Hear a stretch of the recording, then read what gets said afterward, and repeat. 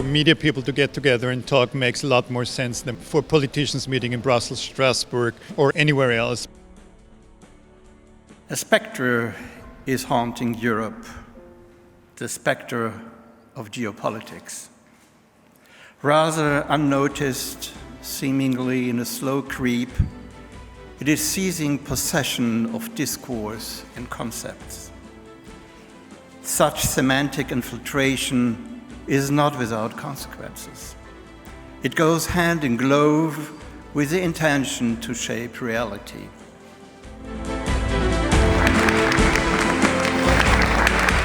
Right now, I don't really believe that the politicians are the forerunners who deal with the problems in Europe. Media have done quite badly, especially the yellow press, for example, in Great Britain with Brexit. But media, on the other hand, are probably the ones that will show politicians where they can and will lead. So it makes sense to come to a common ground, especially also because the difference here is journalists here are not competing neither on the economic side nor on the intellectual side. We're trying to put things together and spread our ideas in our papers, online or media. We're not competing. Das Thema Krieg oder Frieden halte ich für dieses M100-Forum sehr gut gewählt, weil natürlich irgendwo dieser Kriegsgeruch schon in der Luft liegt. Also wir sehen das natürlich an der ganzen Sicherheitsdiskussion, wir sehen das auch an der Militarisierung einfach unserer Städte. Insofern hilft es in meinen Augen, den Blick zu schärfen, selbst wenn man dann sagt, Krieg ist noch zu viel, aber wie heißt es so schön, nicht ich suche mir meinen Feind aus, sondern der Feind sucht sich mich aus und definiert mich ein Stück weit. Und insofern finde ich, dass der Titel uns auf jeden Fall weiterbringt. Was heißt denn heute Frieden? Ist das jetzt nur Krieg oder Frieden im klassisch militärischen Sinne? Oder sind wir nicht längst auch durch die Prozesse, die heute Morgen ja auch angesprochen wurden, nämlich Renationalisierung, Populismus und so weiter, eigentlich in, ich sag mal, fast bürgerkriegsähnlichen Zuständen oder könnten in solche abrutschen? Und darüber wurde ja heute auch sehr lebhaft diskutiert, dass wir de facto das politische System verlieren, also das System, was noch steuerungsfähig ist.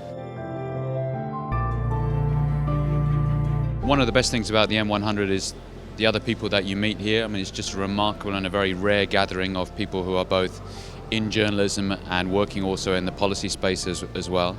There's a very deliberate European focus here, which is very refreshing and something we find really interesting. And coming from the UK, it's a sort of perspective that you don't always get back in London, and those sort of contrasting views are one of the most useful things here.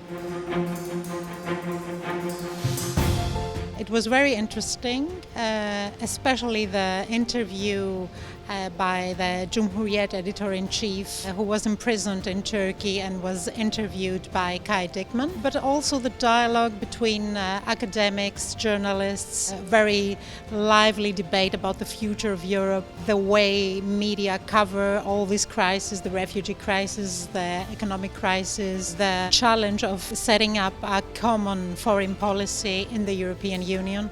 I think all those are very important issues and they are being debated in a very lively way. Wir sind ja in einer außenpolitischen Situation oder einer Krisensituation in Europa, wie wir sie, glaube ich, seit dem Ende des Kalten Krieges nicht erlebt haben, mit den vielfältigen Konflikten, mit der Kriegssituation in der Ukraine, mit dem anstehenden, aber schon bereits entschiedenen Brexit. Deswegen ist es richtig, dass man sich um eine andere Perspektive bemüht, dass man versteht, warum sich die Briten entschieden haben, die Europäische Union zu verlassen, dass man einen russischen Blick auf Europa verstehen lernt. Und ich glaube, dazu ist dieses Treffen ideal, weil am Ende sind es ja Medien, die Öffentlichkeit herstellen, die vermitteln, was in Europa passiert und da dann von der Kompetenz der Kollegen aus den anderen Ländern zu profitieren, einfach perfekt.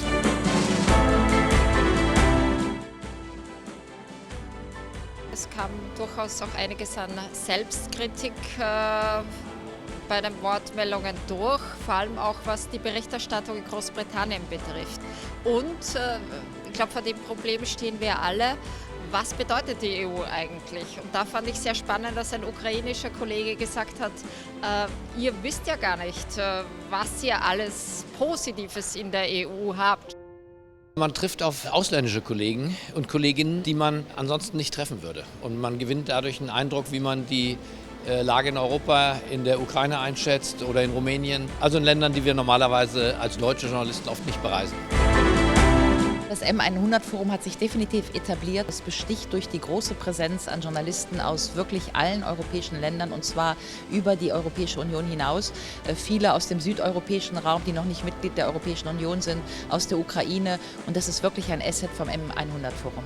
Das M100 hilft in meinen Augen, dem Journalisten aus seinem Alltag einmal zurückzutreten und wieder die größeren Perspektiven in den Blick zu nehmen. Wieso zum Beispiel in Ländern wie Frankreich die autokratischen Bewegungen so stark sind oder wie wir damit umgehen sollen, dass ein merklicher Teil der muslimischen Europäer sich nicht verbunden fühlt mit dem europäischen Projekt, bis hin eben zu den einzelnen Terrorakten. I think the media play a negative role sometimes towards Europe because we tend to aggregate and over-represent the negative sides of Europe, like the way we cannot understand each other on issues as common foreign policy or the refugee crisis. So we tend to give an emphasis on the negative aspects of our lack of understanding and consensus.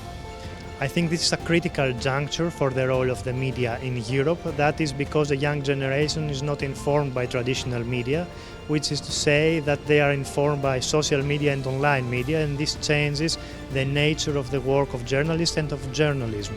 I believe that the media in recent years have played a negative role because they have created some tensions among different member states, but still they should preserve the European ideal, and in that regard the role also of young journalists will be of high importance. What is highly important about the conference is to synthesize different views along different member states so that Europe can proceed towards the future, and the role of a journalist, of a scholar, is to collect the different views and to publish so that, as it happened last year, the M100 will not just be the conference of the day, but it will have continuity in the media discourse.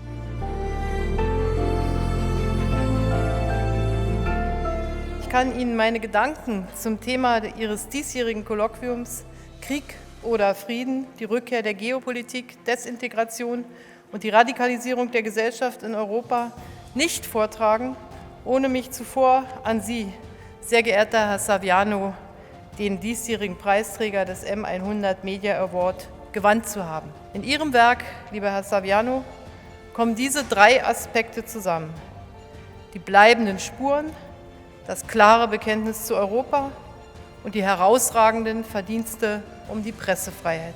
Sie selbst haben es einmal so formuliert, ich zitiere: Die Pressefreiheit ist ein Recht, das nicht immer garantiert sein wird. Wenn wir es vernachlässigen, welkt es wie eine Blume, die man vergisst zu gießen. Als wir beide da vor einem Jahr im Strandlokal Spaghetti aßen, kam plötzlich eine junge Frau an unseren Tisch heran mit einem Baby auf dem Arm. Sie hatte uns erspäht, Roberto sofort erkannt und ihre Augen strahlten. Sie wolle nicht stören, nur ganz kurz etwas loswerden, sagte sie. Und zu Roberto gewandt fuhr sie fort: Ich möchte einfach nur Danke sagen. Sie machen mir immer wieder Mut. Lassen Sie uns den Spieß heute Abend einmal umdrehen. Lassen Sie uns Roberto Saviano Mut machen. Zeigen wir ihm und all denjenigen, die unter Gefahr für Leib und Leben unangenehme Wahrheiten aussprechen, dass ihre Arbeit nicht umsonst ist.